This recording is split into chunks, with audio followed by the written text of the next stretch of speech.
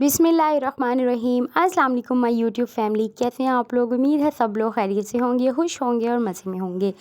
आज जी है ईद का फ़र्स्ट डे, तो फ़र्स्ट ऑफ़ ऑल तो ईद मुबारक सबको। और ईद का दिन शुरू होता है जी मीठी मीठी सवैयों से। शीर ख़ुरमा बनाने लगी हूँ मैं, तो मैंने कहा सोचा क्यों ना आपके साथ रेसिपी भी शेयर की जाए। यहाँ पर जी मैंने सबसे पहले ले लिया है सिवैयाँ 140 ग्राम का ये नेशनल का साशे है। और इसको मैं बारीक मतलब कि कर लूँगी थोड़ी सी। इस तरह करने से एक तो अच्छे से कुक भी हो जाएंगी और प्रेजेंटेबल भी लगेंगी अच्छी। अब यहाँ पे मैंने जी एक पैन ले लिया है, उसमें मैंने डाला है 1 टेबलस्पून भर के घी यहाँ पर मैंने देसी यूज़ किया है। अब मैं सारी सेवइयाँ जो है वो बारीक बारीक जिनको मैंने कर लिया था टुकड़ों में, उनको करूँगी मैं यहाँ पर थोड़ा सा फ्राई। बस आपने इतना सा करना है कि अच्छी सी क्रंची सी ये हो जाए, सिर्फ 1 से 2 मिनट। और आपने मुसलसल चम्मच चलाना है, इतनी फ्राई नहीं करनी कि ये इनका कलर चेंज हो जाए या ये जलना शुरू हो जाए।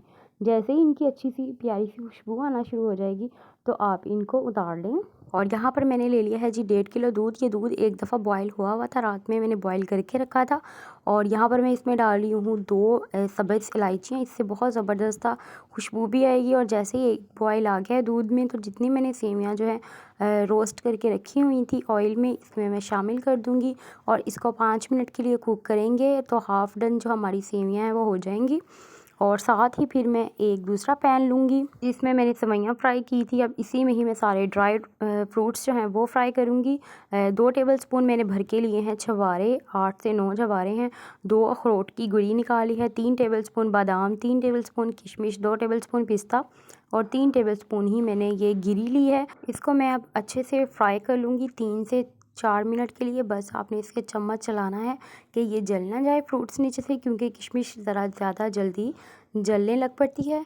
तो अब इसको बस 2 से 3 मिनट चम्मच चलाऊँगी। जैसे ही ये रोस्ट हो जाएंगे तो मैं इसे दूध में शामिल कर दूँगी, जिसमें हाफ़ डन सेवइयाँ जो है वो पड़ी हुई हैं। और 5 मिनट अब मैं इनको मज़ीद कुक करूँगी, क्योंकि सेवइयाँ जो है वो पहले ही काफ़ी बारीक हैं और अच्छे से रोस्ट भी हो चुकी हैं, तो वो बिल्कुल टाइम नहीं लगाएंगी, फटाफट से कुक हो जाएंगी।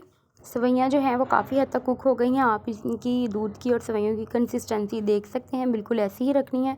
अब आपने एक पैन लेना है और इसमें मैं बनाऊंगी कैरेमल सॉस। यहाँ पर मैंने शक्कर ऐड कर दिया इसमें 1 कप, और इसको करना है जी हमको मेल्ट। शुगर अच्छे से मेल्ट हो गई है और अब हम इसको लगाएंगे शीर ख़ुरमे को, इस मज़ेदार सी कैरेमल का तड़का। और चूल्हा आपने बिल्कुल बंद नहीं करना, इस पॉइंट पे हल्का सा ऑन करना है। अगर बंद होगा चूल्हा तो इसके क्रिस्टल भी बन सकते हैं, तो आपने हल्का सा फ्लेम ऑन रखना है। और यहाँ पर अगर आप इस पॉइंट पे देखें, आप इसकी सारी कंसिस्टेंसी देख सकते हैं। अगर आपको दूध कम लगे तो आप इसमें 1 कप और शामिल कर सकते हैं, लेकिन मैं इसी तरह रखूँगी। और मज़ेदार सा शीर ख़ुरमा हमारा रेडी है, जो ईद पर लाजमी बनता है हर घर में। और आप इसे डिफरेंट फ्रूट से, आप जो आपने ड्राई फ्रूट शामिल किए हैं उससे गार्निश कर सकते हैं। ये शीर ख़ुरमा बना के आपको मिलने वाली है ढेर सारी ईद, तो वो इकट्ठी कीजिएगा, मुझे दुआ में याद रखिएगा। रेसिपीज़ को ज़रूर ट्राई कीजिएगा। ओके जी, दुआ में याद रखिएगा। सबको फिर से ईद मुबारक। टेक केयर, अल्लाह हाफिज़।